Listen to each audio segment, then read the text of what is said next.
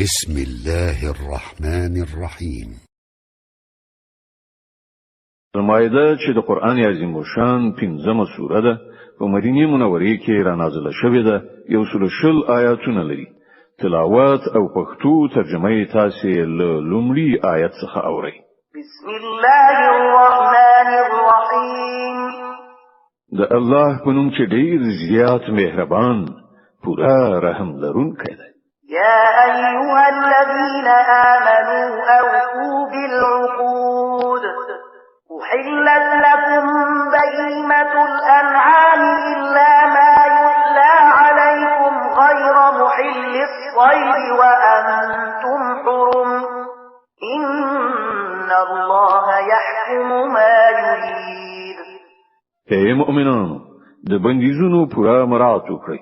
ستاسو لپاره د څارویو ټول ډولونه حلال وګرځول شول پرته له هغو چې وړاندې به تاسو ته وښودل شي. خو د احرام په حال کې ښکار کول ځان ته مروا کوي. بشک الله چې څه غواړي حکم کوي.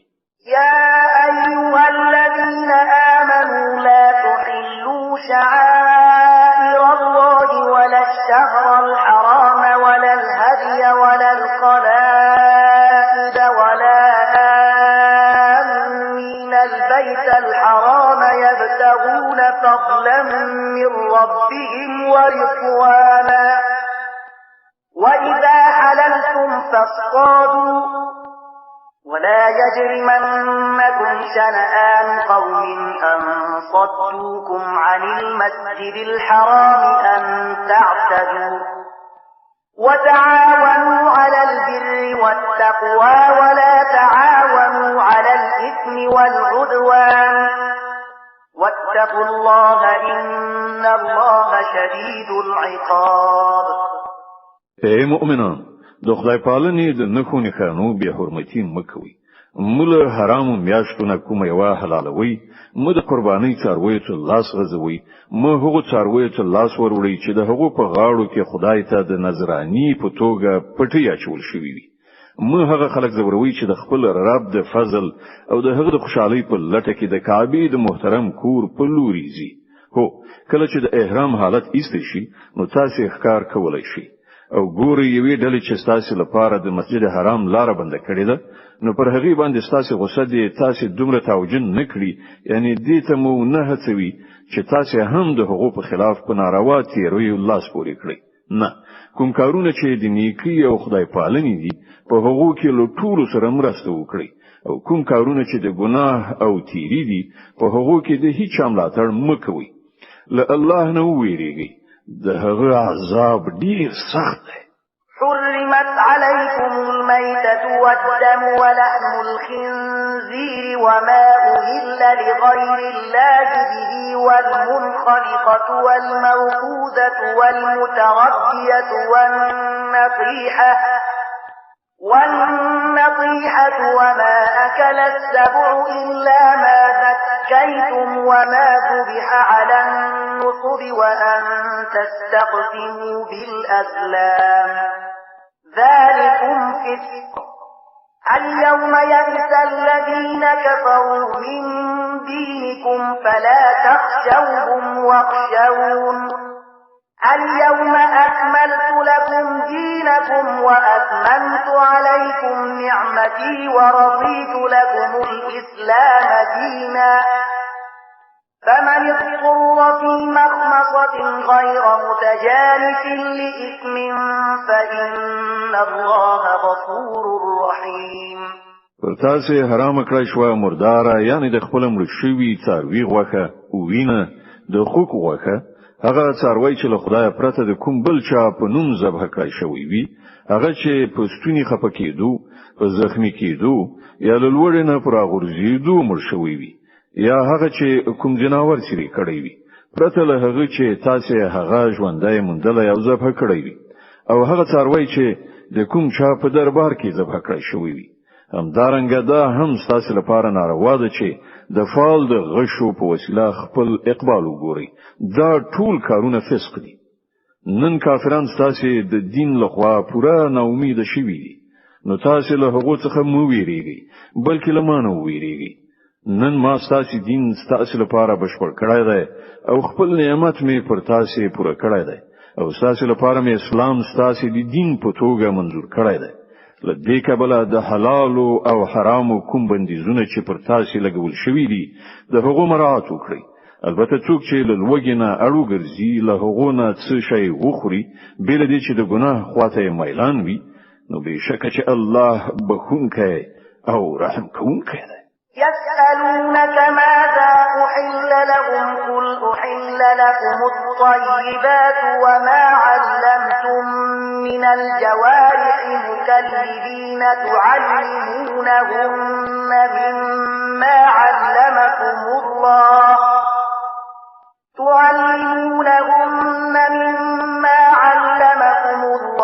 فكلوا مما أمسكن عليكم واذكروا اسم الله عليه واتقوا الله إن الله سريع الحساب.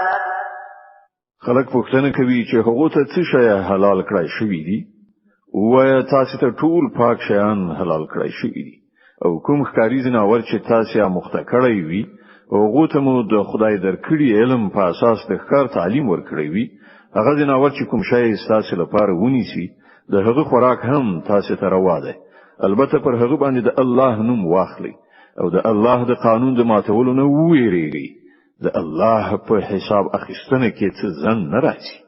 اليوم أحل لكم الطيبات وطعام الذين أوتوا الكتاب حل لكم وطعامكم حل لهم والمحصنات من المؤمنات والمحصنات من الذين أوتوا الكتاب من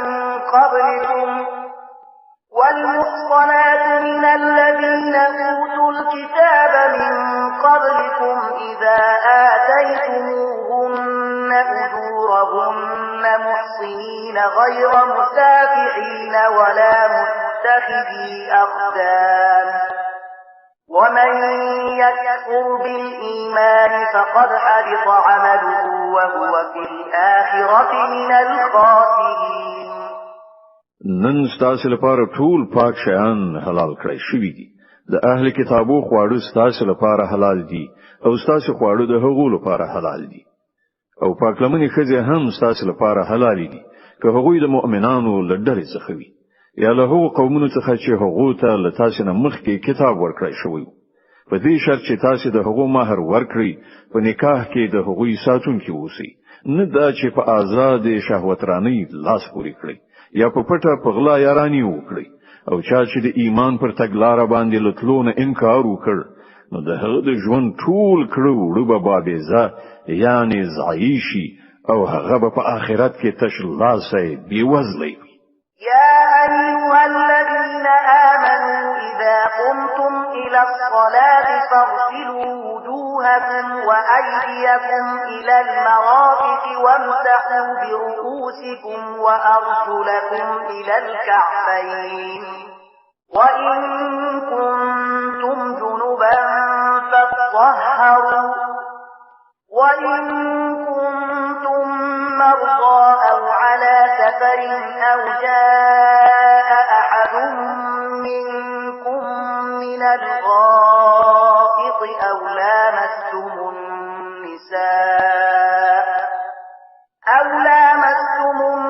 النساء فلم تجدوا ماء فتيمموا صعيدا طيبا فامسحوا بوجوهكم وأيديكم منه ما يريد الله ليجعل عليكم من حرج ولكن يريد ليطهركم وليتم نعمته عليكم لعلكم تشكرون. اے مؤمنان کله چې تاسو د منځلو لپاره پاتې نو باید چې خپل مخونه او لاسونه تر څنګهلو پورې ووینځئ په سرونو باندې لاسونه راکاږي او په کې تر پندکیو پورې ووینځئ که د جنابت په حال کې یاست نو په لمبلو یعنی غسل ځان پاکړئ که ناروغان یا مسافر یاست یا له تاسو نه کوم څوک له حاجت پوره کولو نه راشي یا تاسو په خځو لاس لګولې وي او اوبو نه مومئ نو له پاکه خاورې نه کار واخلئ پر هغه لاسونو وهي په خپل مخونو او لاسونو باندې راکاږي الله نه غواړي چې ژوند در باندې تنگ کړي خو هغه غواړي چې تاسو ستر کړي او خپل نعمت پر تاسو پوره کړي خای چې تاسو شکر ایستونکي شئ واذكروا نعمة الله عليكم وميثاقه الذي واثقكم به إذ قلتم سمعنا وأطعنا واتقوا الله إن الله عليم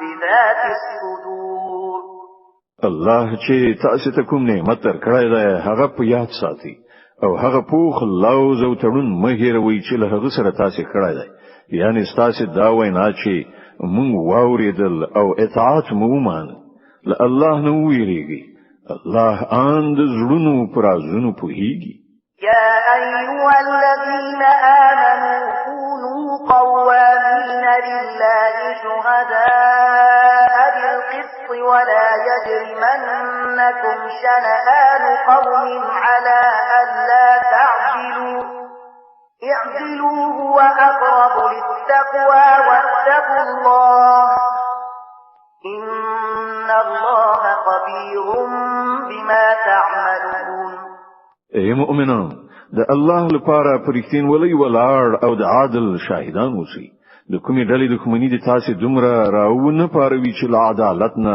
واوړي عدالت وکړي دا د خدای ویریدنې سره نږدې اړیکه لري د الله له ویرې سره کار کوي هر څه چې تاسو کوي الله پرې پوره خبر دی صدق الله العظيم الله ستر رښتیا ویونکی دی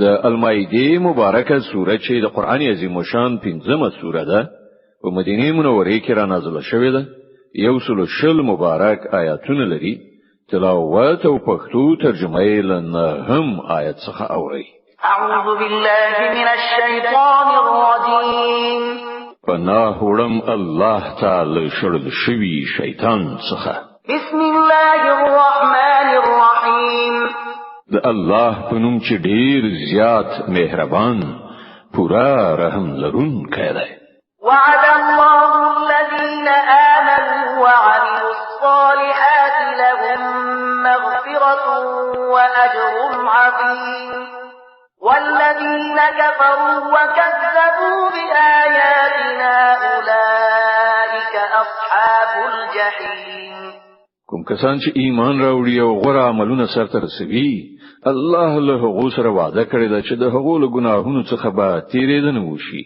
او هغو ته به ستر ثواب ور په برخه شي پاتې شول هغه خلک چې کافر شي او د الله آیاتونه دروغ وګڼي نو هغوی دوزخ ته تلونکي دي يا أيها الذين آمنوا اذكروا نعمة الله عليكم إذ هم قوم أن يبسطوا إليكم أيديهم فكف أيديهم عنكم واتقوا الله وعلى الله فليتوكل المؤمنون اے مؤمنان د الله هغه احسان در یاد کړئ چې هغه پر تاسو کړای دی چې یوې ډلې تاسو ته د لاس غزونې اراده کړې و خو الله پر تاسو باندې د هغو لاسونه پورته کولو ته پرې نه خودل د الله نه په ویریدو کار کوونکی اوسئ د ایمان خاوندان باید په الله باندې ډاډ وي ولقد أخذ الله ميثاق بني إسرائيل وبعثنا منهم 12 نقيبا وقال الله إني معكم لئن أقمتم الصلاة وآتيتم الزكاة وآمنتم برسلي وعزرتموهم وأقرضتم الله قرضا حسنا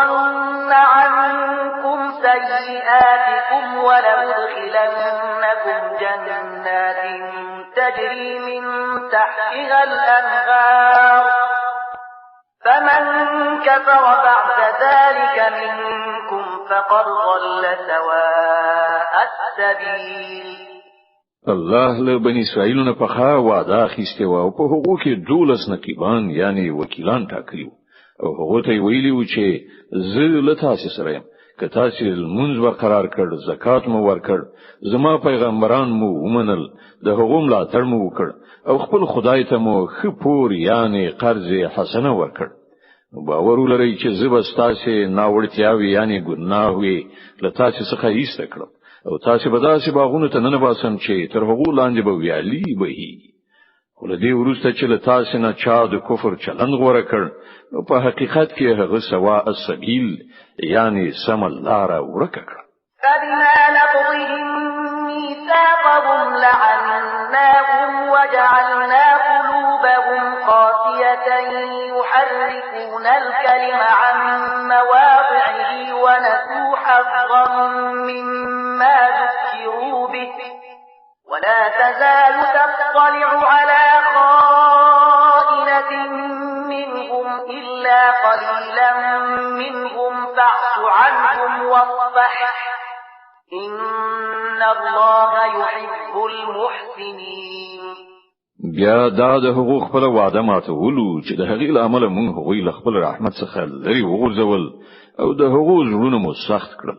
اوس د هغو حال دا دی چې الفاظ سرچپه اړوي له یو ډول خبرې نه بل ډول خبره جوړوي. کومه خوونه چې هغو ته شوی و د هغو زیاته برخه یې هېره کړې ده او هر ورځ تاسو ته د هغو یو نه یو خیانت څرګندېږي. له هغو څخه ډیر لږ کسان له دې عیب څخه ژغورل شوي دي. نو کله چې دغه حالت رسیدلی دي نو چې هر ډول بدعملي وکړي د همغه هیله ورڅخه کیږي. نو له دې عمله هغوی ته بخښنه وکړه او د هغو له حرکتونو څخه سترګې پټونکي اوسه. الله هغه خلق خوښوي چې د احسان چارچلند لري. ومن الذين قالوا إنا نصارى أخذنا ميثاقهم فنسوا حظا مما ذكروا به فأغرينا بينهم العداوة والبغضاء إلى يوم القيامة وسوف ينبئهم الله بما كانوا يصنعون. په همدې ډول موږ له هغو خلکو څخه هم په وعده اخیستې وه چې هغه ویلي و چې موږ نصارای خو هغه ته هم چې کوم درس ورکړی شوی و د هغه زیاته برخه هغه هېره کړه. په پای کې موږ د هغو په منځ کې تر قیامت پورې د دښمنۍ او په خپلو کې د تاو تریخوالي تخم وکړ او ارومرو به یو وخت راشي چې الله هغه ته وښیي چې هغوی په دنیا کې څه جوړ کړي دي. يا أهل الكتاب قد جاءكم رسولنا يبين لكم كثيرا مما كنتم تخفون من الكتاب ويعفو عن كثير قد جاءكم من الله نور وكتاب مبين يهدي به الله من اتبع رضوانه سبل السلام ويخرجهم من الظلمات إلى النور بإذنه ويهديهم إلى صراط مستقيم. اهل کتابو زمون پیغمبر تاسو ته راغلی دی چې تاسو ته د الهي کتاب زیاتره هغه خبرې لوڅوي یعنی برملا کوي چې تاسو ور باندې پرده وړوله او له ډیرو خبرونو درتیریږي هم. تاسو ته د الله لوري روښنايي راغلی ده او یو داسې حق خوښونکی کتاب چې د هغه په وسیله الله تعالی هغه خلکو ته چې د هغه د رضا غوښتونکي دي د سلامتیا لارې ښیي او په خپل امر سره هغوی له ترګمیو څخه راباسي درنه لوري ته راولي او د سمې لارې په لوري د هغو رهبري کوي. لقد كفر الذين قالوا إن الله هو المسيح ابن مريم قل فمن يملك من الله شيئا إن أراد أن يهلك المسيح ابن مريم وأمه ومن في الأرض جميعا ولله ملك السماوات والأرض وما بينهما يخلق ما يشاء والله على كل شيء قدير. هغه کسان په یقیني توګه کافر شول چې وی ویل همدا مسیح بن مریم خدای دی. ای محمد دوی ته وایي چې خدای وغواړي چې مسیح بن مریم د هغه مور او د ځمکې ټول اوسیدونکو هلاک کړي نو څوک کولای شي چې هغه د غیر دین منع کړی شي؟ الله خود ځمکې او د اسمانونو او د ټولو هغو شیانو څښتن دی چې د ځمکې او اسمانونو په منځ کې میندل کیږي. هر څه چې غواړي هستوي او هغه په هر څه قادر دی. وقالت اليهود والنصارى نحن أبناء الله وأحباؤه قل فلم يعذبكم بذنوبكم بل أنتم بشر ممن خلق يغفر لمن يشاء ويعذب من يشاء ولله ملك السماوات والأرض وما بينهما وإليه المصير. يهوديان او نصارا وایي چې موږ د الله زامن او د هغه ډیر ګران دوستان یو. له هغه پوښتنه وکړه نو هغه تاسو په ګناهونو تاسو ته سزا ولې درکوي؟ په حقیقت کې تاسو هم هغه انسانان یاست لکه چې نور انسانان خدای پیدا کړی دي. هغه چې چاته وغواړي بخنه کوي او چاته چې خوښه شي سزا ورکوي. زمکه او اسمان او د هغه ټول موجودات د هغه ملکیت دی او د هغه لوري ته د ټولو ورتګ دی. يا أهل الكتاب قد جاءكم رسولنا يبين لكم على فترة من الرسل أن تقولوا ما جاءنا من بشير ولا نذير فقد جاءكم بشير ونذير والله على كل شيء قدير. اے اهل کتابو زموږ دا پیغمبر په داسې وخت کې تاسو ته راغلی دی او دین په څرګنده توګه درخی چې لوی مدیر هیڅ د پیغمبرانو دراتګ لړۍ بند و ترڅو چې بیا تاسو دا ونه ویلای شي چې مونږ ته کوم زیری کوونکی او ویرونکی نه دی راغلی. نو ګوري اوس هغه زیری کوونکی او ویرونکی راغی او الله په هر څه باندې برلاس دی.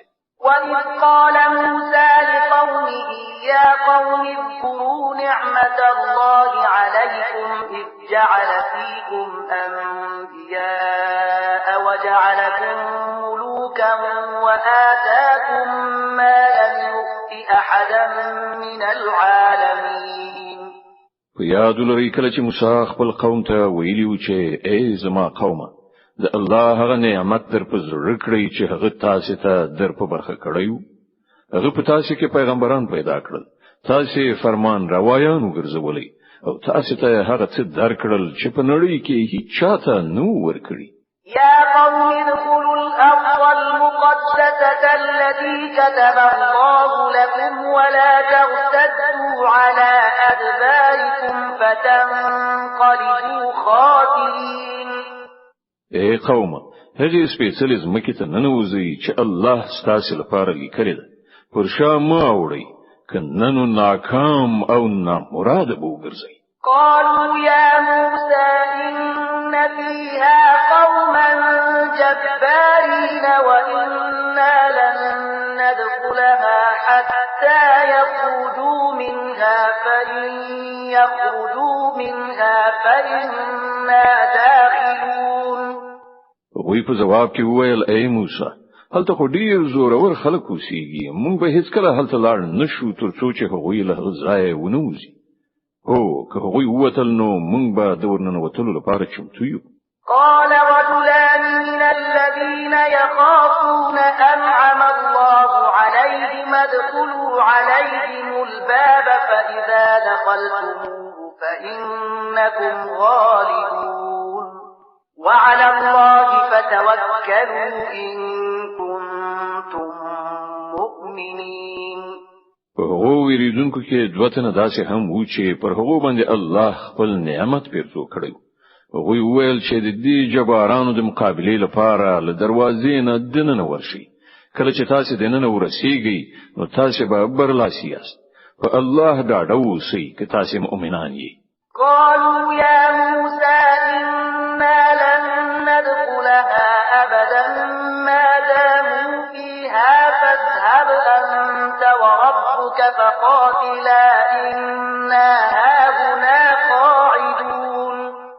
هغوی بیا هم دا ویل چې ای موسی مونږ خو به هلته هیڅ کله ورنشو ترڅو چې هغوی هلته وي ته او ستا رب دواړه لاړ شئ او وجنګیږئ مونږ دلته ناست یو قال رب إني لا أملك إلا نفسي وأخي فافرق بيننا وبين القوم الفاسقين موسی ویل ای زما پروردگار زما په واکه هیڅ نشته به زما له خپل ځان او زما له ورور نه نو ته مونږ له دغه سرکشانو څخه بیل کړه قال فإنها محرمة عليهم 40 سنة يتيهون في الأرض فلا تأس على القوم الفاسقين الله جواب ورکړ خنو هغه هیوا تر 40 کلونو پورې پر دوی حرام دی دوی به په ځمکه کې لالهان د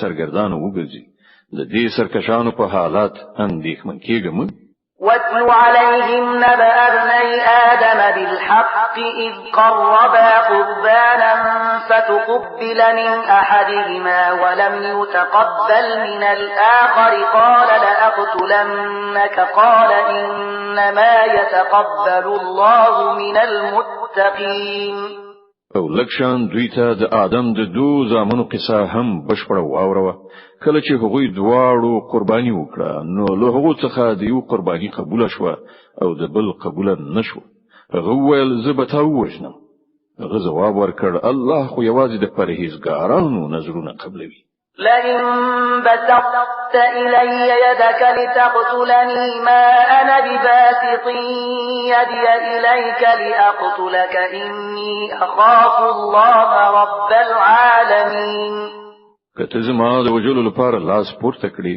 نو زه ستاسو د وجلو لپاره لاس نه پورته کوم زه له رب العالمین څخه ویریږم إني أريد أن تبوء بإثمي وإثمك فتكون من أصحاب النار وذلك جزاء الظالمين زه غواړم چې زما او ستا خپل ګناه ستا پر غاړه شي او دوزخي شي همدا د ظالمانو د ظلم وړ سزا ده فطوعت له نفسه قتل أخيه فقتله فأصبح من الخاسرين په پای کې د هغه نفس د خپل ورور وجل د هغه لپاره آسان کړل او هغه د هغه په وجلو د هغو خلکو له جملې څخه شو چې زیانکاران دي فبعث الله غرابا يبحث في الأرض ليريه كيف يواري سوءة أخيه قال يا ويلتى أعجزت أن أكون مثل هذا الغراب فأواري سوءة أخي فأصبح من النادمين بیا الله یو کارغی ولېږه چې د ځمکې په کیندلو یې لاس پورې کړ ترڅو چې هغه ته وښیي چې د خپل ورور جسد څنګه پټ کړي د دې کار په لیدلو هغه ویل افسوس پر ما د دې کارغه په څیر هم ونشو کړای چې د خپل ورور د جسد پټولو تدبیر نه کړای وای له هغه وروسته په خپل کړو ډیره پښیمانتیا وکړه من أجل ذلك كتبنا على بني إسرائيل أنه من قتل نفسا بغير نفس أو فساد في الأرض فكأنما قتل الناس جميعا أنه من قتل نفسا بغير نفس أو فساد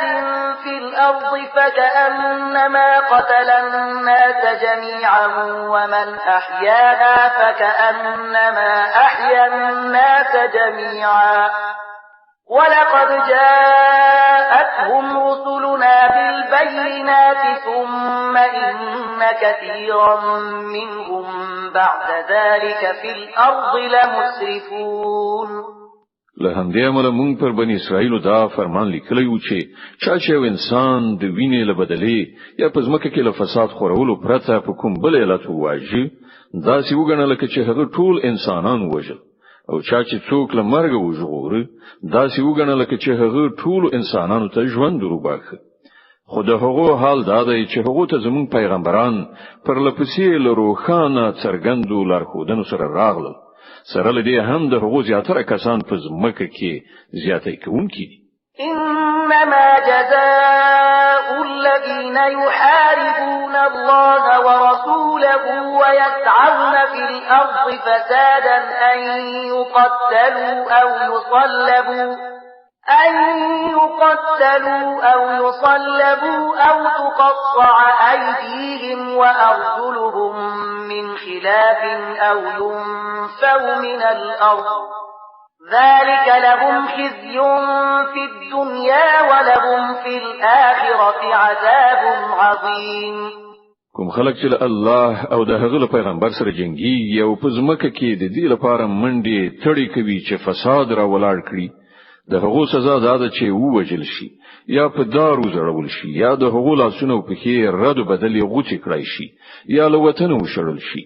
دا ذلت او سپکاوی خو د هغو لپاره په دنیا کې ده او په آخرت کې د هغو لپاره لدین لوی سزا ده. إلا الذين تابوا من قبل أن تقدروا عليهم فاعلموا أن الله غفور رحيم. حکم خلق چې توبه وباسي مخکې لدینه چې تاسو پر تسلط ومومي، تاسو ته د څرګندوي چې الله بخونکی او رحم کوونکی دی. د المائده مبارکه سوره چې د قران عظیم شان 15مه سوره ده په مدینه منوره کې را نازله شوې ده. 100 مبارک آیاتونه لري. تلاوت او پښتو ترجمه یې له 15 آیت څخه اوري. يا أيها الذين آمنوا اتقوا الله وابتغوا إليه الوسيلة وجاهدوا في سبيله لعلكم تفلحون. اے مؤمنانو، له الله نو ویریږئ او د هغه په حضور کې د مشرف کېدو وسیله ولټوي او د هغه په لار کې جد او جهاد وکړئ، خای چې تاسو ته بریالیتوب در په برخه شي. إن الذين كفروا لو أن لهم ما في الأرض جميعا ومثله معه ليفتدوا به من عذاب يوم القيامة ما تقبل منهم ولهم عذاب أليم. خو په هیږي چې کوم کسانو چې د کفر راویا غوړه کړی ده که د هغو په لاس کې د ټول زمکه شتمنۍ وي او همدومره نور هم ورسره او هغوی وغواړي چې هغه په فدیه کې ورکړي، د قیامت ورځې له عذاب وژغورل شي، بیا به هم هغه ورڅخه قبول نه کړی شي او هغه ته به دردناک عذاب ورسیږي.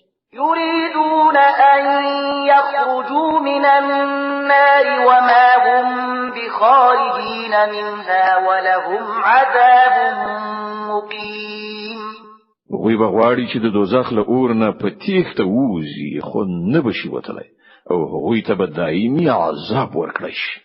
والسارق والسارقة فاقطعوا أيديهما جزاء بما كسبا نكالا من الله والله عزيز حكيم.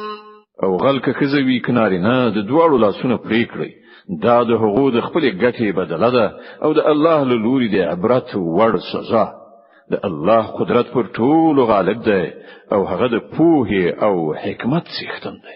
فمن تاب من بعد ظلمه وأصلح فإن الله يتوب عليه إن الله غفور رحيم. نو څوک چې له ظلم کولو نه وروسته توبه وباسي او ځان اصلاح کړي، نو د الله د پیرزوینې نظر به بیا د هغه خواته واوړي. الله ډیر بخونکی او رحم کوونکی دی. ألم تعلم أن الله له ملك السماوات والأرض يعذب من يشاء ويغفر لمن يشاء والله على كل شيء قدير. آیات نه پوهیږي چې الله د ځمکې او اسمانونو د سلطنت څښتن دی، چاته چې خوښه شي سزا ورکوي او چاته چې خوښه شي بخنه کوي، هغه د هر څه واکمن دی. يا أيها الرسول لا يحزنك الذين يسارعون في الكفر من الذين قالوا آمنا بأفواههم ولم تؤمن قلوبهم ومن الذين هادوا سماعون للكذب سماعون لقوم آخرين لم يأتوك يحرفون الكلم من بعد مواضعه يقولون إن أوتيتم هذا فخذوه وإن لم تؤتوه فاحذروا ومن يرد الله فتنته فلن تملك له من الله شيئا أولئك الذين لم يرد الله أن يطهر قلوبهم لهم في الدنيا خزي ولهم في الآخرة عذاب عظيم. ای پیغمبره، هغه خلک د ستاد زوریدو باعث نوي چې د کفر په لار کې چټک ګامونه اوچتوي. که هغوی له هغو کسانو څخه وي چې په خوله وایي مونږ ایمان راوړی دی خو د زړه له کومې ایمان نه دی راوړی، یا له هغو کسانو څخه وي چې یهودیان شوي دي چې د هغو حال دا دی چې د دروغو لپاره غوږ دي او د نور خلکو لپاره چې تا ته هیڅ کله نه دی راغلی غوږ باسي ګرځي راګرځي. سرل دی چې د کتاب الله د الفاظو صحیح ځایونه ټاکلي دي د هغو معناوي له یو ځای نه بل ځای ته اړوي او خلکو ته وایي چې کتاسه ته دا حکم درکړ شي نو وې منئ کنه نو می منئ. الله چې په فتنه کې د چا د غرزولو اراده کړی وي د الله له مؤاخذې څخه د هغه د ژغورلو لپاره ته هیڅ نشي کولای. دا هغه کسان دي چې الله د دوی د زړونو پاکول نه دی غوښتي. د دوی لپاره په دنیا کې رسوایی ده او په آخرت کې سخت عذاب. سماعون للكذب أكالون للسحت فإن جاءوك فاحكم بينهم أو أعرض عنهم وإن تعرض عنهم فلن يضروك شيئا وإن حكمت فاحكم بينهم بالقسط إن الله يحب المقسطين. دوی د دروغ اوریدونکي او د حرام مال خوړونکي دي. نو که دوی تاسو د خپل دعوو په وړاندې کولو راشي نو تاسو واک درکول کیږي کله خوخه وي د هغو فیصله وکړه او کنه نو انکار وکړه. که انکار وکړي نو دوی تاسو هیڅ زیان نشي رسولای او که فیصله کوي نو د عدالت په اساس وکړه چې الله عدالت کوونکی خوښوي. وكيف يحكمونك وعندهم التوراة فيها حكم الله ثم يتولون من بعد ذلك وما أولئك بالمؤمنين. او دوی ته څنګه فیصله کوونکی ټاکي چې دوی سره تورات موجود دی په هغه کې د الله حکم لیکل شوی دی او سره دې هم دوی ورڅخه مخاړوي. اصلي خبره دا ده چې دا خلک له سره ایمان نه لري. إنا أنزلنا التوراة فيها هدى ونور يحكم بها النبيون الذين أسلموا للذين هادوا والربانيون والأحبار بما استحفظوا من كتاب الله وكانوا عليه شهداء فلا تخشوا الناس واخشوني ولا تشتروا بآياتي ثمنا قليلا ومن لم يحكم بما أنزل الله فأولئك هم الكافرون. مونږ تورات نازل کړل چې په هغه کې لارښوونه او روښنايي و. ټول پیغمبرانو چې مسلمانانو د همغه سره سمې د دغو کسانو چارې چې يهوديان شوي وو فیصله کولی او په همدې شان خدای پالونکو او احبارو یعنی رباني عالمانو هم د فیصلو مدار همغه ټاکلی ځکه چې هغوی ته د الله د کتاب د ساتنې مسؤلیت ور په غاړه شوی او پر هغه باندې هغوی شاهدان. نو اے د يهودو ډلې تاسو له خلکو نه مو ویریږي بلکې له مانو ویریږي او د لګي بدلی اخیستلو په مقابل کې زما د آیاتونو پلورل پریږدي. کوم خلک چې د الله د نازل کړي قانون سره سمې فیصلې و نه کړي هغوی کافران دي.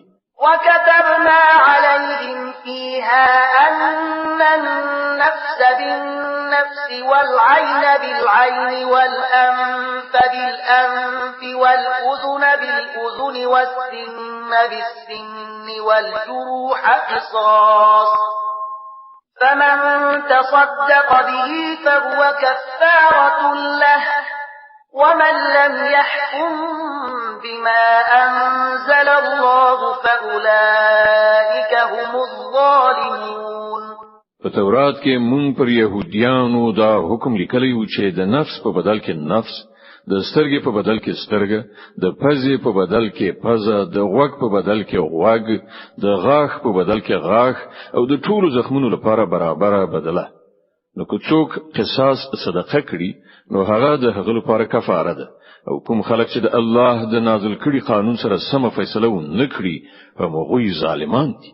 وقفينا على آثارهم بعيسى ابن مريم مصدقا لما بين يديه من التوراة وآتيناه الإنجيل فيه هدى ونور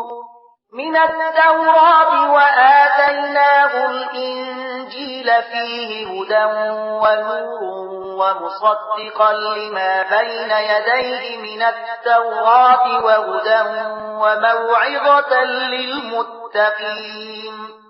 بیا موږ له هغو پیغمبرانو وروسته د مریم علی السلام زوی عیسی علی السلام ولیږه. له تورات نه چې کوم شی د هغه په وړاندې موجودو د هغه ریښتینه کوونکی او موږ هغه ته انجیل ورکړ چې په هغه کې لارښوونه او روښنايي و، او هغه هم د تورات د هغه څه چې په هغه وخت کې موجود او ریښتینی کوونکی او له خدای نه د ویریدونکو خلکو لپاره لسره تر پایه هدایت او نصیحت. وليحكم أهل الإنجيل بما أنزل الله فيه ومن لم يحكم بما أنزل الله فأولئك هم الفاسقون. زمونږ حکم چې د انجیل خاوندان دي له هغه قانون سره سم فیصله وکړي چې الله په هغه کې نازل کړی دی، او کوم خلک چې د الله د نازل کړي قانون سره سم فیصله ونه کړي هم هغوی فاسقان دي. وأنزلنا إليك الكتاب بالحق مصدقا لما بين يديه من الكتاب ومهيمنا عليه فاحكم بينهم بما أنزل الله ولا تتبع أهواءهم عما جاءك من الحق لكل جعلنا منكم شرعة ومنهاجا ولو شاء الله لجعلكم أمة واحدة ولكن ليبلوكم فيما آتاكم فاستبقوا الخيرات إلى الله مرجعكم جميعا فينبئكم بما كنتم فيه تختلفون. او اے محمد مونږ ته دا کتاب درلېږلی چې په حق راغلی دی، او له کتاب څخه چې څه د په وړاندې موجود دي د هغو رښتینی کوونکی او د هغو ساتونکی او محافظ دی.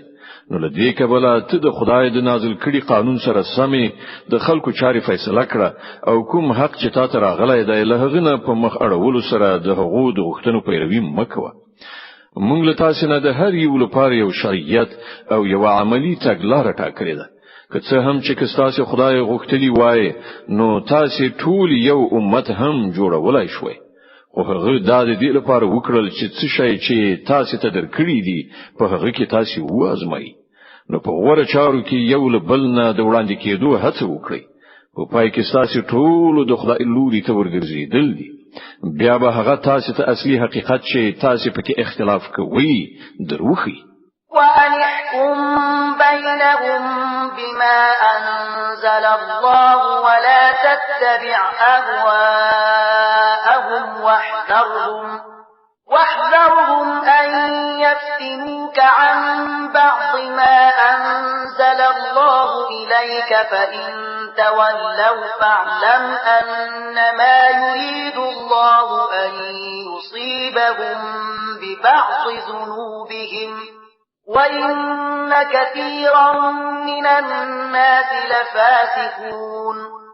اے محمد ته د الله د نازل کړي قانون سره سم د دې خلکو د چارو فیصله وکړه او د هغو د خواهشاتو پیروي مکوه. پام کوه چې دا خلک تا په فتنه کې وانه چوي. یو ذره قدر دې هم له هغه هدایت نه وخته و نمومي چې خدای تا ته درلېږلی دی. نو که دوی ورڅخه مخ واړوي نو په هغه چې الله د دوی د جنو ګناهونو په مجازات کې په غم کې د دوی د اخته کولو اراده کړې ده او دا حقیقت دی چې له دې خلکو نه زیاتره فاسقان دي. أفحكم الجاهلية يبغون ومن أحسن من الله حكما لقوم يوقنون.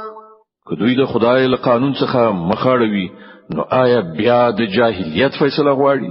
په داسې حال کې کوم خلک چې په الله باور لري د هغو په نزد الله نه بل غوره فیصله کوونکی هیڅ نشته. د المائده مبارکه سوره چې د قران عظیم شان 15مه سوره ده په مدینه منوره کې را نازله شوې ده. یو سل شل مبارک آیاتونه لري. تلاوت او پښتو ترجمه یې له یو 50 آیت څخه اوري.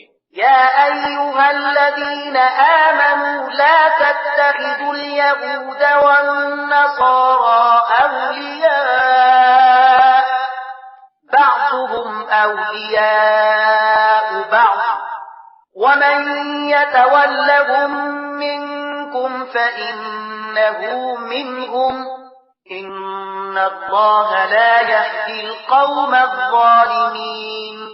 اے مؤمنان، يهوديان او عیسایان خپل ملګری منیسي. دوی په خپل منځو کې سره ملګری دي او کله تاسو نه څوک هغوی خپل ملګری نیسي نو بیا هغه هم په همغو کې شمیرل کی. په دې کې شک نشته چې الله ظالمان له خپل لارښوونې څخه بې برخې کوي. فترى الذين في قلوبهم مرض يسارعون فيهم يقولون نخشى أن تصيبنا دائرة فعسى الله أن يأتي بالفتح أو أمر من عنده فيصبحوا على ما أسروا في أنفسهم نادمين. ته ګوري چې د چا په زړونو کې چې د نفاق ناروغي ده هغوی په همغوی کې په منډو تړو اوړي راوړي وایي مونږ ویریږو چې چیرې مونږ په کوم غم اخته نشو. ولري نه ده چې کله الله تاسو ته غوڅ برای در په برخه کړي یا خپل لوري نه کومه بل خبره څرګنده کړي نو دا خلک به په خپل دغه منافقت کې چې په زړونو کې پټوي پکې مانوي. ويقول الذين آمنوا أهؤلاء الذين أقسموا بالله جهد أيمانهم إنهم لمعكم حبطت أعمالهم فأصبحوا خاسرين. او په هغه وخت کې به مؤمنان وایي آیا دا هغه خلک دي چې د الله سره په کلکو قسمونو خوړلو یې باور درکوي چې موږ له تاسو سره یو. د هغوی ټول عملونه به بېځا یعنی ضایع شول او په پای کې دوی ناکام او نامراده پاتې شول. يا أيها الذين آمنوا من يرتد منكم عن دينه فسوف يأتي الله بقوم يحبهم ويحبونه أذلة على المؤمنين أعزة على الكافرين على الكافرين يجاهدون في سبيل الله ولا يخافون لومة لائم ذلك فضل الله يؤتيه من يشاء والله واسع عليم. اے مؤمنان، کله تاسو نه څوک خپل دین نه واوړي نو وادي وړي الله به نور ډیر داسې خلک پیدا کړي چې الله ته ګران وي او الله هغوی ته ګران وي چې له مؤمنانو سره به نرمي کوي او پر کافرانو سختی چې د الله په لار کې به جد او جهاد وکړي او د هیڅ ملامتونکي لپاره اچولو نه ونه ویریږي. دا د الله فضل دی چاته چې خوښ شي او په برخه کوي. الله د پراخ وسایلو څښتن او په هر څه پوهیږي. إنما وليكم الله ورسوله والذين آمنوا الذين يقيمون الصلاة ويؤتون الزكاة وهم راكعون ومن يتول الله ورسوله والذين آمنوا فإن حزب الله هم الغالبون. ستاسې ملګری خو په حقیقت کې یوازې الله او د الله پیغمبر او هغه مؤمنان دي چې منځونه قایموي، زکات ورکوي او د الله په وړاندې سرټیټونکي دي. او څوک چې الله او د هغه پیغمبر او مؤمنان خپل ملګری نیسي، هغه ته دې څرګندوي چې همدا د الله ډله غالبیدونکې ده.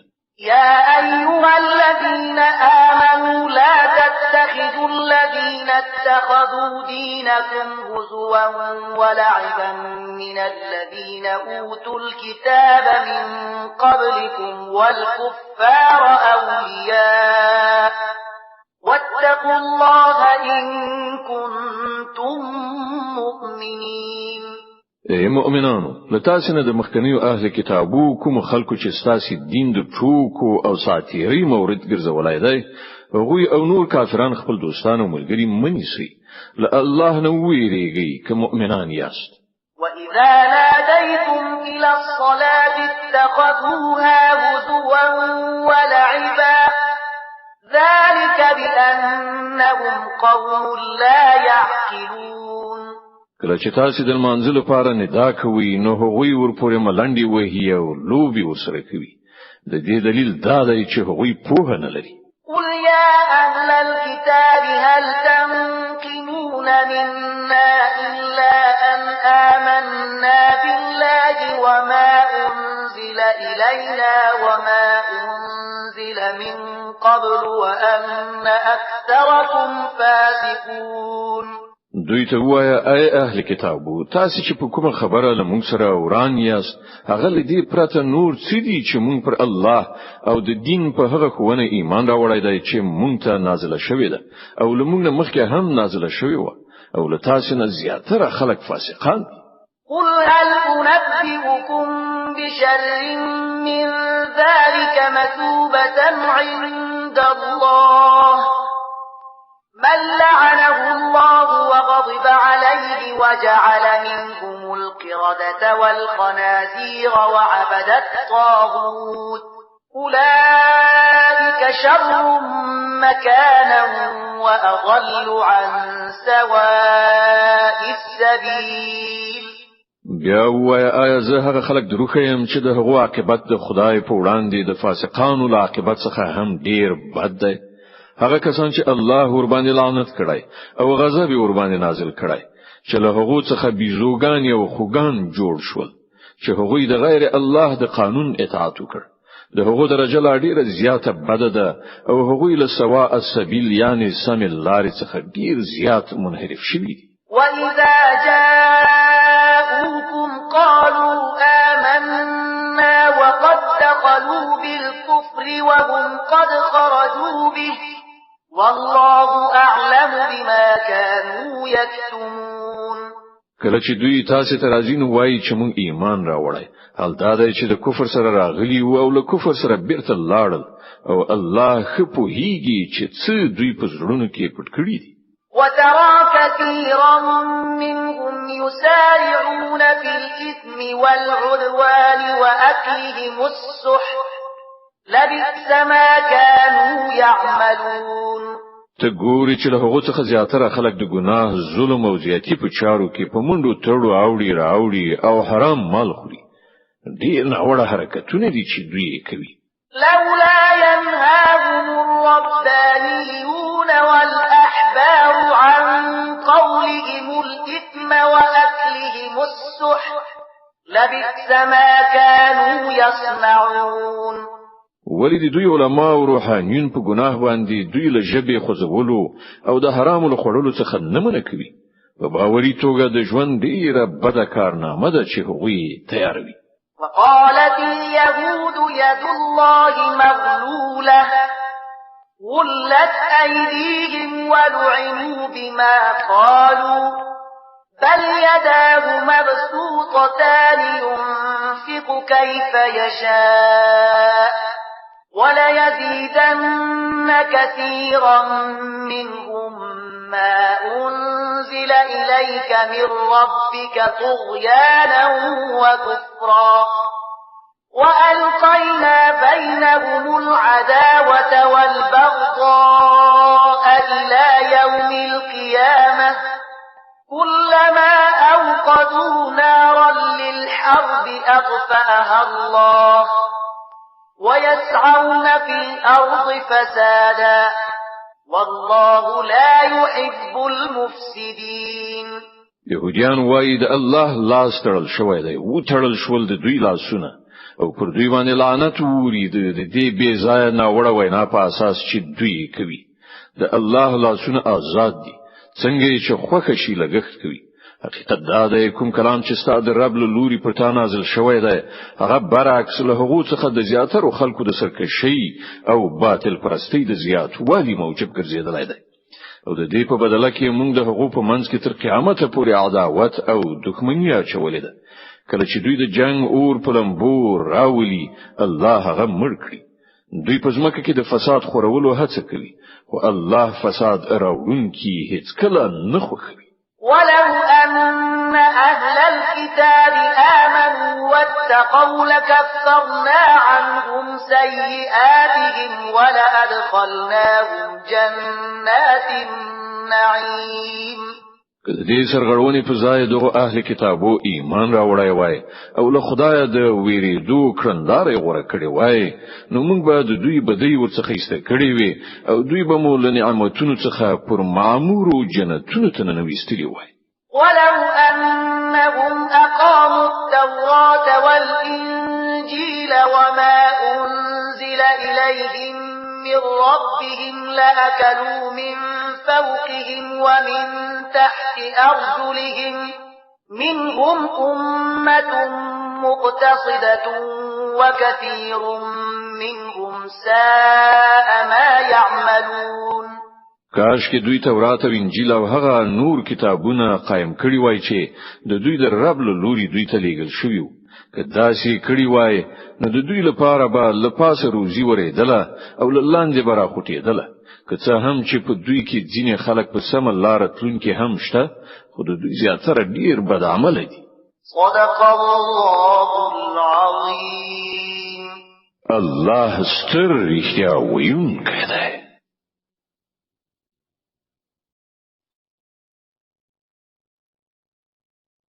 د المائده مبارکه سوره چې د قران عظیم شان 15مه سوره ده په مدینه منوره کې را نازله شوې ده. یو سلسل مبارک آیاتونه لري. تلاوت او پښتو ترجمه یې له وشپیتم آیات څخه اوري.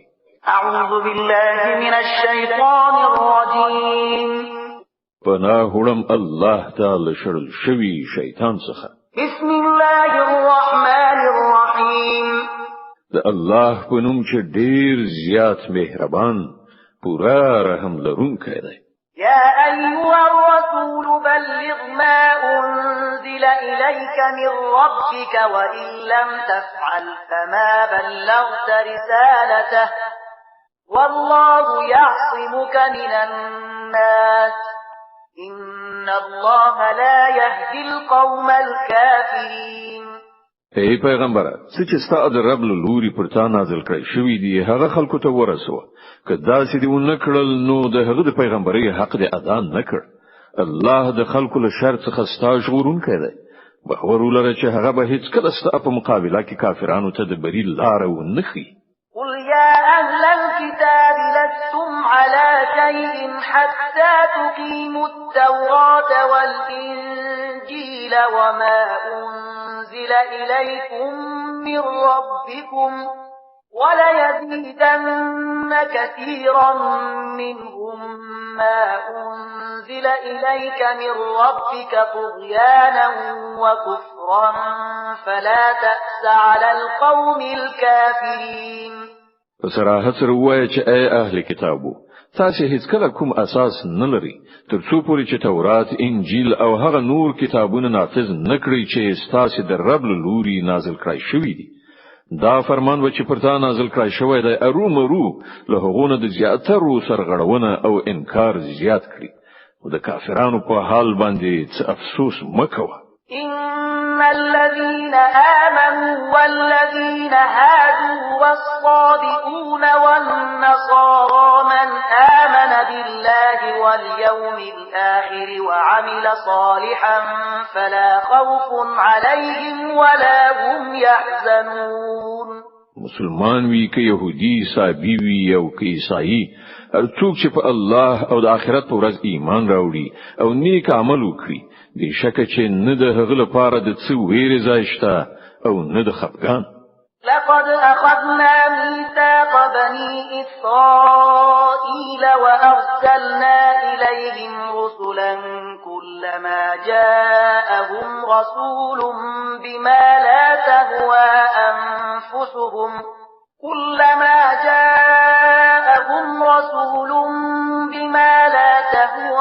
أنفسهم فريقا كذبوا وفريقا يقتلون. مونږ له بنی اسرائیل څخه کلکه وعده اخیسته او هغه ته مو ډیر پیغمبران لیږلي خو هر کله چې کوم پیغمبر هغه ته د هغه د نفسي غوښتنو په خلاف څه شی راوړای دی نو چاته د دروغ نسبتونه کړی او څوک یې وژلي. وحسبوا ألا تكون فتنة فعموا وصموا ثم تاب الله عليهم ثم عموا وصموا كثير منهم والله بصير بما يعملون. او لزان سره دا انګیرل د چې څه فتنه را ولاړ نشي دې عمل وړاندې کانشول بیا الله هغه ته بخنه وکړه خو له هغه څخه زیاتره کسان لا زیات وړاندې کانشول. الله د هغه د ټول حرکتونه ګوري. لقد كفر الذين قالوا إن الله هو المسيح ابن مريم وقال المسيح يا بني إسرائيل اعبدوا الله ربي وربكم وقال المسيح يا بني إسرائيل اعبدوا الله ربي وربكم إنه من يشرك بالله فقد حرم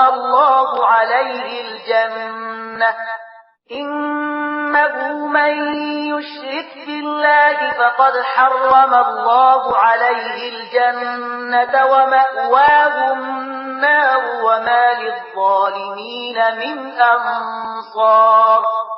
هغه کسان په یقیني توګه کافر شول چې هغوی وویل چې همدا مسیح بن مریم الله دی. په داسې حال کې چې مسیح علی السلام ویلی و چې ای بنی اسرائیلو د الله بندگی وکړي چې هغه هم زما رب دی او هم ستاسي. چا چې الله سره څوک شریک وګاڼه الله پر هغه جنت حرام کړای او د هغه استوګنځای دوزخ دی او د داسې ظالمانو هیڅ مرستندویان نشته.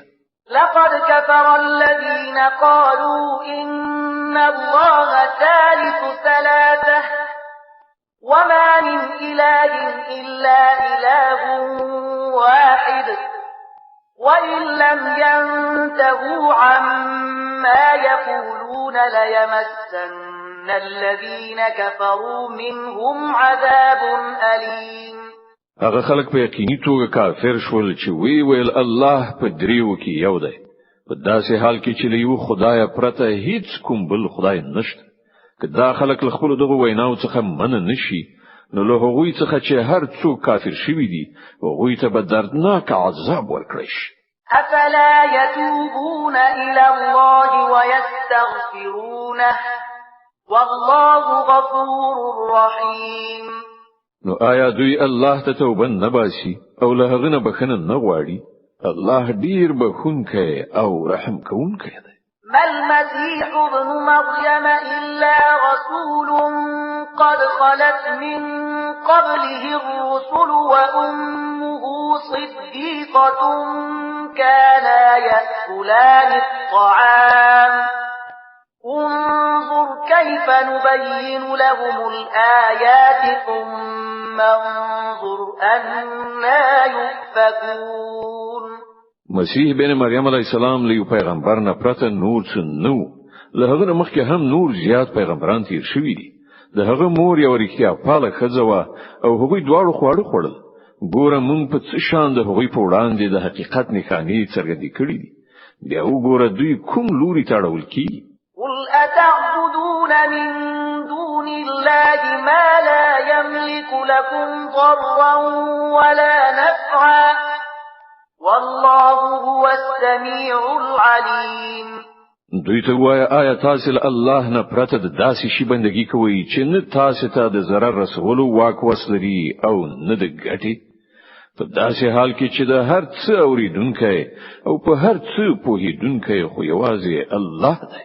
قل يا أهل الكتاب لا تغلوا في دينكم غير الحق ولا تتبعوا أهواء قوم قد ضلوا من قبل وأضلوا كثيرا ولا تتبعوا أهواء قوم قد ضلوا من قبل وأضلوا كثيرا وضلوا عن سواء السبيل. وای اهل کتابو په خپل دین کې افراط مکوئ او د هغو خلکو د افکارو پیروي مکوئ چې له تاسو نه مخکې په خپل هم گمراه شول او ډیر نور هم بي لارې کړل او له سواء السبيل یعنی سم لارې نه واوښتل. لعن الذين كفروا من بني إسرائيل على لسان داود وعيسى بن مريم ذلك بما عصوا وكانوا يعتدون.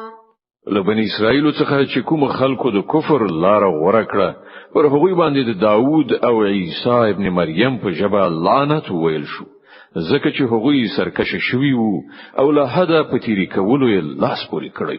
كانوا لا يتناهون عن منكر فعلوه لبئس ما كانوا يفعلون.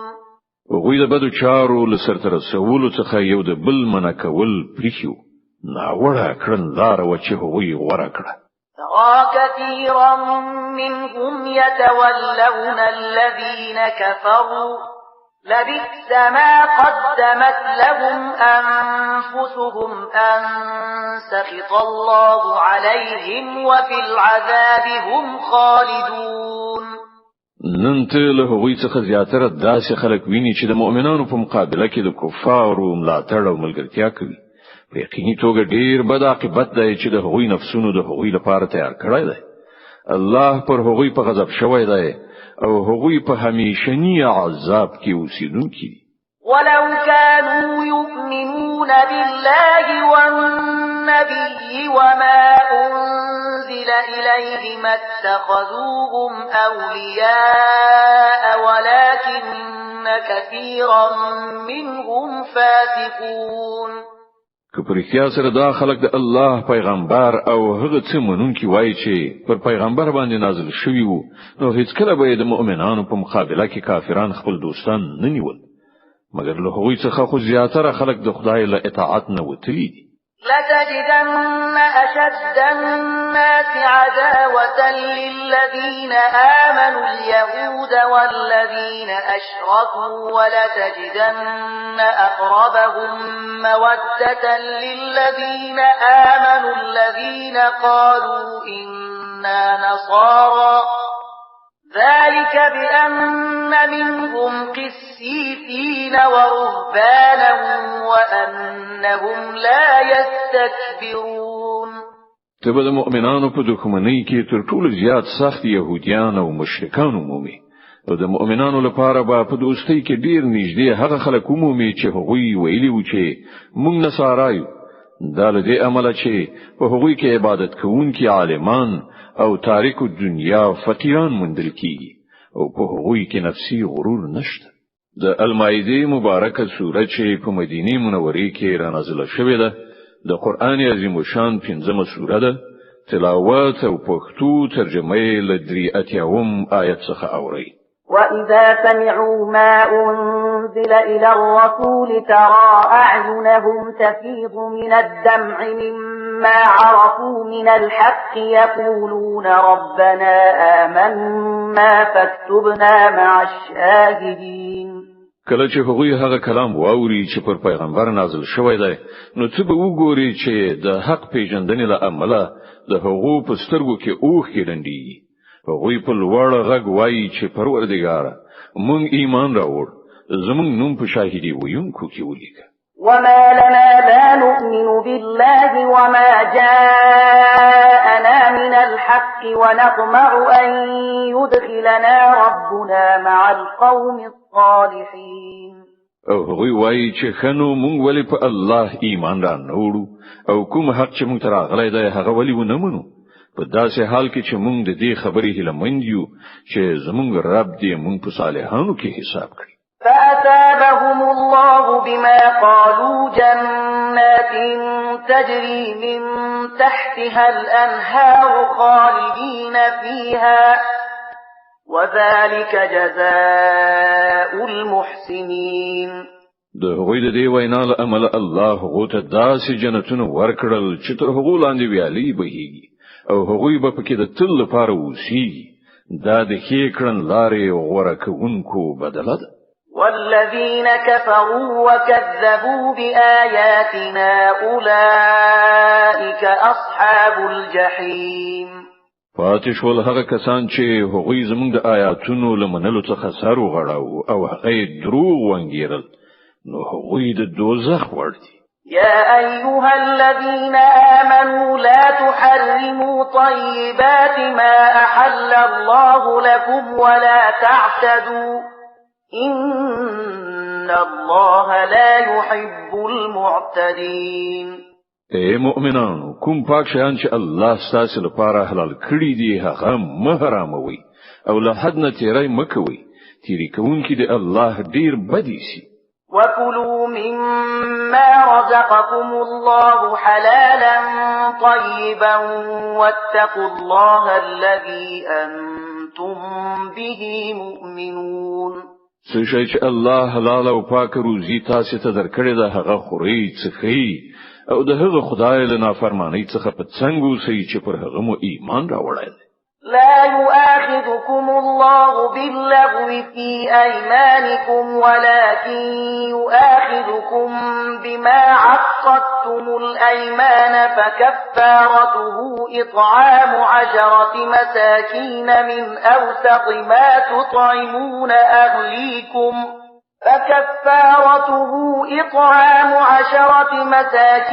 من أوسط ما تطعمون أهليكم أو كسوتهم أو تحرير رقبة فمن لم يجد فصيام 3 أيام ذلك كفارة أيمانكم إذا حلفتم واحفظوا أيمانكم كذلك يبين الله لكم آياته لعلكم تشكرون. تاسو چې کومي بابیزا او غیر ارادي لوړی کوي یعنی قسمونه خوري پر هغه مو الله نه نشي. حکم لوړی یعنی قسمونه چې تاسو له پوهې او ادراک سره کوي پر هغه به مو مرو هغه ونیسي. د داسې قسمونو ماتولو کفارت دا ده چې لاسو مسکینانو ته له هغه منځنۍ درجه خوړو څخه ورکړي چې تاسو خپل کورنۍ ته ورکوي یا هغوی په جامه پټ کړي یا یو غلام آزاد کړي او څوک چې د دې وسو نه لري هغه د 3 ورځې روزه ونیسي. دا ستاسو د قسمونو کفاره ده چې کله قسم وخوري او ماتې کړي د خپل قسمونو ساتنه وکړي. په دې توګه الله خپل حکمونه تاسو ته څرګندوي فکار ده چې تاسو شکر وباسئ. يا أيها الذين آمنوا إنما الخمر والميسر والأنصاب والأزلام رجس من عمل الشيطان فاجتنبوه لعلكم تفلحون. اے مؤمنان دا شراب قمار دا درشلی یعنی نسب شوی تیګه د عبادت لپاره او غشي د بخت ازمایلو په خاطر د ټول ناولی او شیطانی کارونه دي. له هغه ډډه وکړئ هیله ده چې تاسو ته به برای در په برخه شي. إنما يريد الشيطان أن يوقع بينكم العداوة والبغضاء في الخمر والميسر ويصدكم عن ذكر الله ويصدكم عن ذكر الله وعن الصلاة فهل أنتم منتهون شیطان خدا غواړي چې د شراب او خمار په وسیله ستاسو په منځ کې عداوت او دښمنی واچوي او تاسو د خدای له یادولو او لمانځه څخه منع کړي. نو آیا تاسو د دې چارو څخه لاس اخلئ؟ وأطيعوا الله وأطيعوا الرسول واحذروا فإن توليتم فاعلموا أنما على رسولنا البلاغ المبين. د الله او د هغه د پیغمبر خبره ومنئ او د الله او د هغه د رسول نافرمانی څخه رامنه شئ. خو که تاسو حکم ته شاکړه او پوهیږئ چې زمون پر پیغمبر د څرګند حکم رسولو مسؤلیت ليس على الذين آمنوا وعملوا الصالحات جناح فيما طعموا إذا ما اتقوا وآمنوا وعملوا الصالحات ثم اتقوا وآمنوا ثم اتقوا وأحسنوا والله يحب المحسنين. څوک چې ایمان راوړي او غوړه چارې سرته ورسوي هغوی چې مخکې څه خورلي څه خلی او په هغو به وننیول شي په دې شرط چې په آینده کې له هغو شیانو څخه ځان وژغوري چې حرام کړی شوی دي او پر ایمان ټینګ ودرېږي او ښه کارونه وکړي. بیا چې له کومو شیانو منع وشي له هغو څخه لاس واخلي او څه چې د خدای امر وي هغه ومني. بیا د خدای له ویرې سره ښه کړنلاره ونیسي. الله نیک عمل خلق خوښوي. يا أيها الذين آمنوا ليبلونكم الله بشيء من الصيد تناله أيديكم ورماحكم ليعلم الله من يخافه بالغيب فمن اعتدى بعد ذلك فله عذاب أليم. اے مؤمنانو، الله به تاسو د هغه ښکار په وسیله په سخت ازموینه کې واچوي چې بيخي تاسو د لاسونو او نيزو تر کنټرول لاندې راغلي وي. د دې لپاره چې ولیدل شي چې له تاسو نه څوک له هغه نه په غیاب کې ویریږي. نو چې له دې اختار نه ورسته د الله له ټاکل شوی حد نه تیری وکړ د هغه لپاره دردناک عذاب دی. يا أيها الذين آمنوا لا تقتلوا الصيد وأنتم حرم ومن قتله منكم متعمدا فجزاء مثل ما قتل من النعم يحكم به ذوى عدل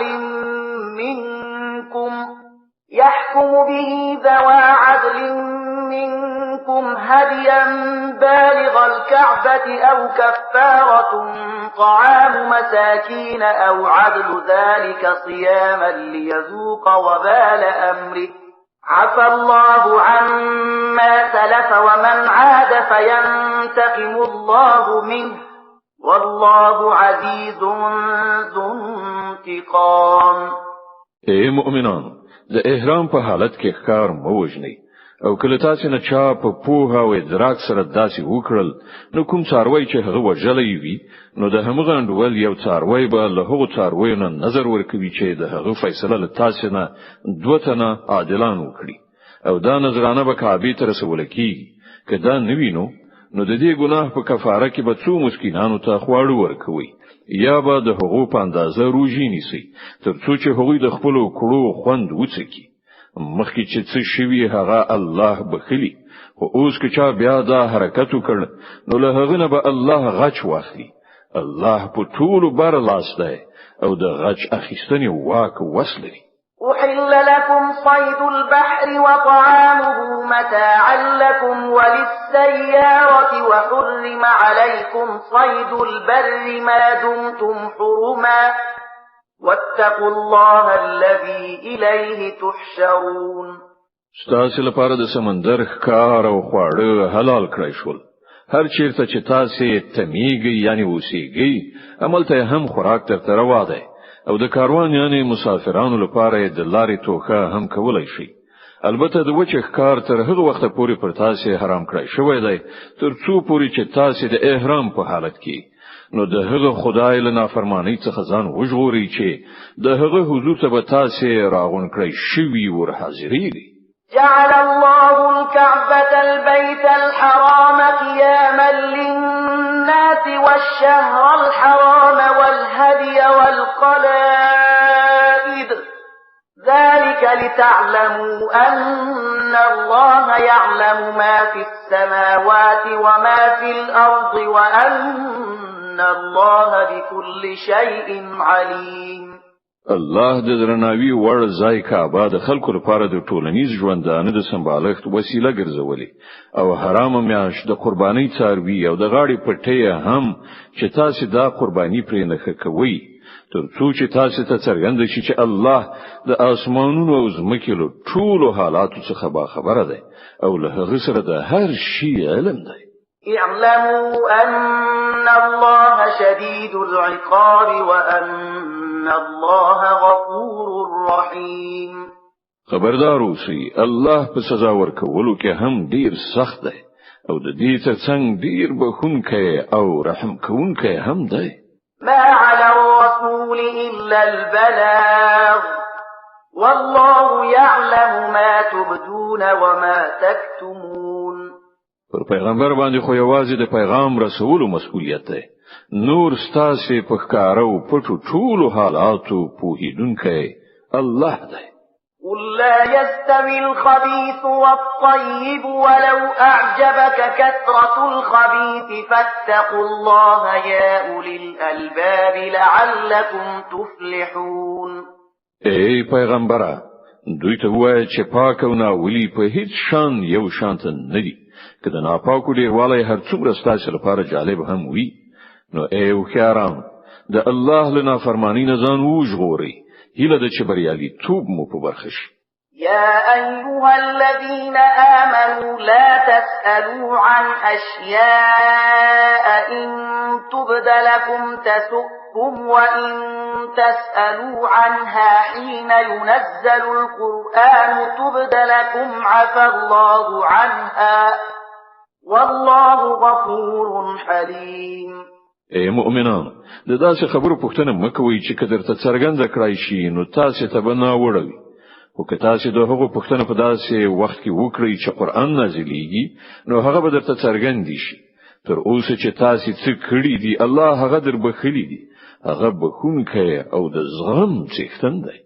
قد سألها قوم من قبلكم ثم أصبحوا بها كافرين.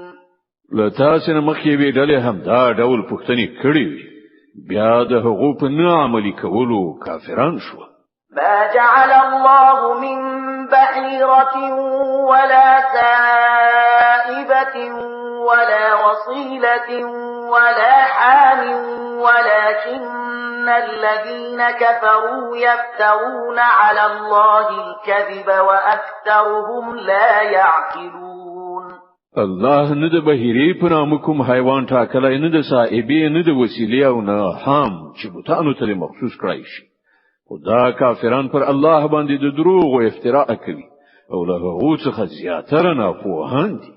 وإذا قيل لهم تعالوا إلى ما أنزل الله وإلى الرسول قالوا حسبنا ما وجدنا عليه آباءنا أولو كان آباؤهم لا يعلمون شيئا ولا يهتدون.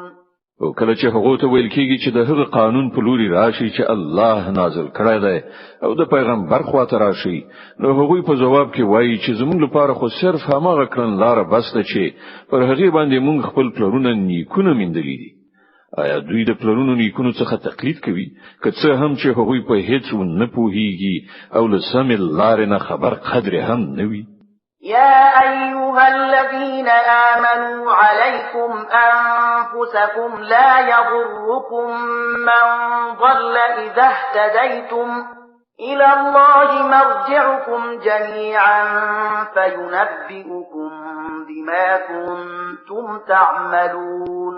ای مؤمنان د ځان فکر وکړئ د بل چا بیلاریتوب تاسو ته ځان نشي رسولای که تاسو په خپل پر سم لار یاست. د الله لوري تاسو ټول ورګرځیدل دي بیا به هغه تاسو ته دروخی چې تاسو څه کول. يا أيها الذين آمنوا شهادة بينكم إذا حضر أحدكم الموت حين الوصية اثنان ذوى عدل منكم أو آخران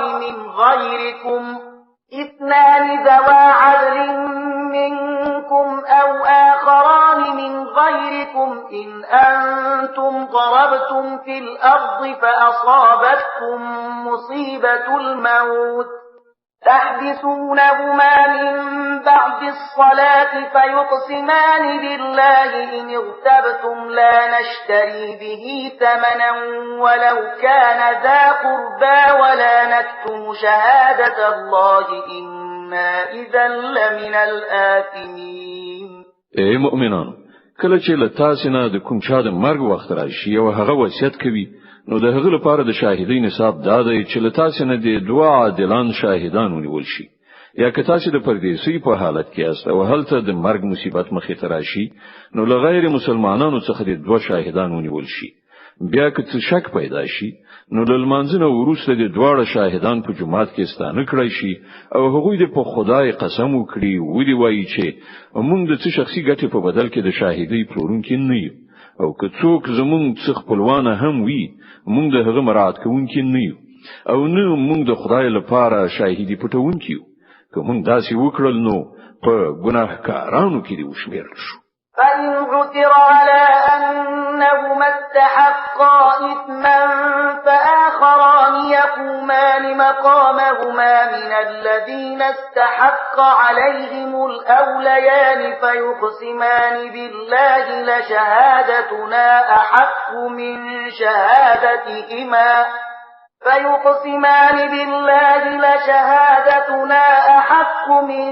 شهادتهما وما اعتدينا إنا إذا لمن الظالمين. خو که ښکاره شي چې دغه دواړو خپل ځان په ګناه کې اخته کړی دی، نو بیا د هغو په ځای دی دوه نور داسې کسان چې د هغوی په پرتله د شاهدۍ ویلو زیات اهلیت لري، له هغو خلکو څخه دی راپاتېږي چې د هغو حق خوړل شوی وي، او هغوی د په خدای قسم وخوري ودی وایي چې زمون شاهدی د هغو د شاهدۍ په پرتله زیاته په حق ده، او مونږ په خپل شاهدۍ کې څه زیاته نه دی کړی. که مونږ داسې وکړو نو له ظالمانو څخه دی وشمیرل شو. ذلك أدنى أن يأتوا بالشهادة على وجهها أو يخافوا أن ترد أيمان بعد أيمانهم واتقوا الله واسمعوا والله لا يهدي القوم الفاسقين. په دې ترتیب زیاته هله کېدای شي چې خلک به بيخي اختیار شاهدي وایي، یا بل لکتر لګا لدی خبري ویریږي چې د حقوق قسمونو ورسته نه چیرته په دوهمو قسمونو تردید شي. له الله نه ویریږي او د هغه حکم واوري. الله نافرمانی کوونکی له خپل لارښودنې څخه بې برخې کوي. يوم يجمع الله الرسل فيقول ماذا أجبتم قالوا لا علم لنا إنك أنت علام الغيوب. په هغه ورځ چې الله ټول پیغمبران را ټول کړي، پوښتنه وکړي چې تاسو ته څه ځواب درکړ شو، نو هغوی به عرض وکړي چې موږ هیڅ نه پوهیږو، همدا ته په ټولو پټو حقایقو پوهیږي. إذ قال الله يا عيسى ابن مريم اذكر نعمتي عليك وعلى والدتك إذ أيدتك بروح القدس تكلم الناس في المهد وكهلا